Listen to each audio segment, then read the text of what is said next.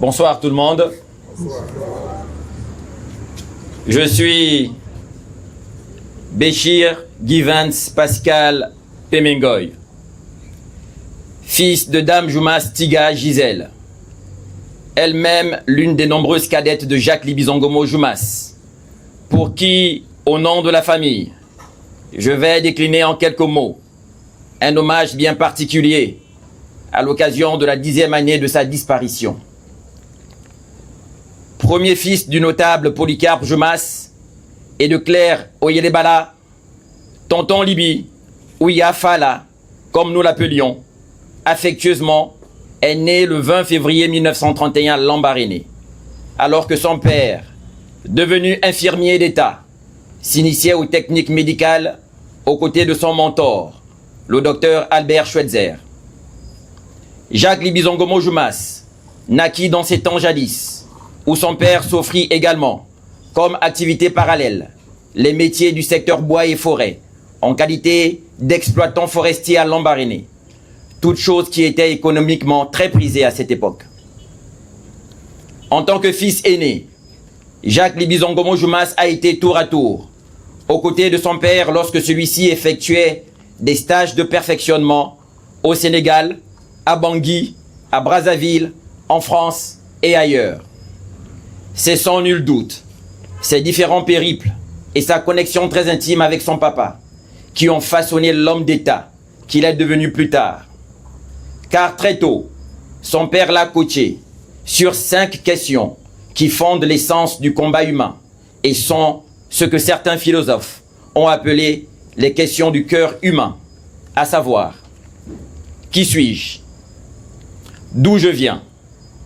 Pourquoi suis-je ici sur cette terre? Qu'est-ce que je suis capable de faire? Où est-ce que je vais? Dans sa volonté de former et développer un successeur, son père lui a appris que ces 5 questions contrôlent tout ce que fait chaque être humain et sont la motivation de tout comportement humain, puisqu'au final, on ne vit jamais vraiment tant qu'on n'a pas obtenu de véritables informations sur soi-même. Son père lui a enseigné que toutes nos activités sociales, économiques, spirituelles et relationnelles découlent de la recherche de réponses à ces 5 questions. Tant qu'on n'y répond pas de manière satisfaisante, il ne peut y avoir d'épanouissement personnel et la vie n'a pas de sens. Or, son père voulait que la vie de son fils ait un sens et l'a donc exposé très tôt à ces questions existentielles de la quête de soi qui en retour portent sur les 5 découvertes les plus importantes de l'expérience humaine.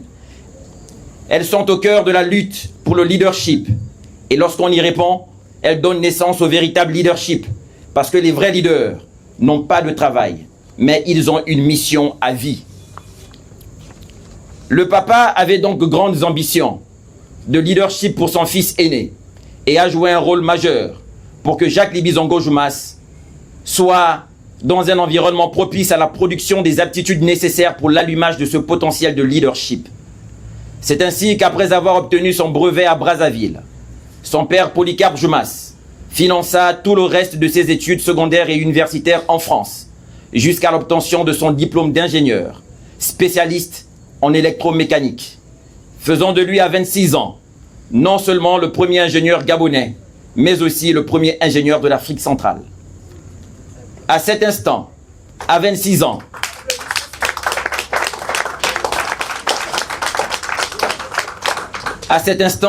ans, Jacques Libizongomo Joumas venait de faire son entrée dans l'histoire de la plus belle des manières et venait de se découvrir une obligation divine envers sa communauté, son monde et sa génération. À cet instant, il devint le modèle de force et de travail de toute une famille, un modèle de résilience, un modèle de détermination, un modèle de courage, un modèle de consécration, un modèle d'intelligence, un modèle d'encadrement, un modèle d'humilité. Oui, à cet instant, il pouvait dorénavant voler de ses propres ailes et se départir d'une certaine manière du mentorat de son papa pour poursuivre sa mission divine et ainsi donc devenir lui-même le mentor de toute une génération.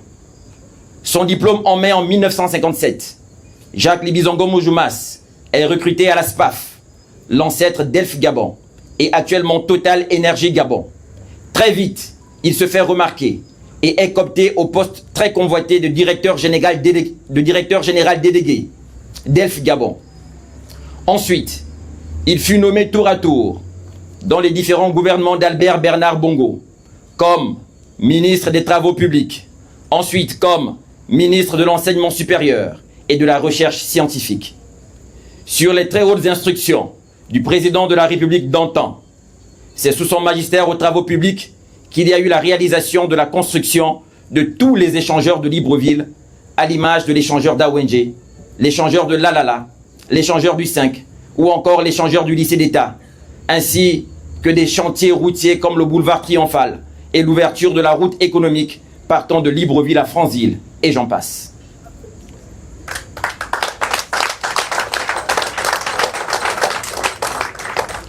Jacques Libizongomo Joumas a su exploiter sa créativité et explorer les mondes inexplorés de ce qui n'a pas été testé. Il traitait les autres avec respect en tant que personne créée à l'image et à la ressemblance du Créateur. Il avait un sens aigu de la maîtrise de soi et de l'autodiscipline. Lorsque nous lui demandions où est-ce qu'il puisait autant de discipline, il nous répondait en disant que lorsque l'être humain reçoit la révélation de Dieu pour sa vie, il lui faut dès cet instant cultiver une vie disciplinée et réguler ses pensées, ses croyances, ses convictions et ses opinions. Car selon lui, celui qui ne peut pas contrôler ses pensées ne pourra jamais se contrôler lui-même.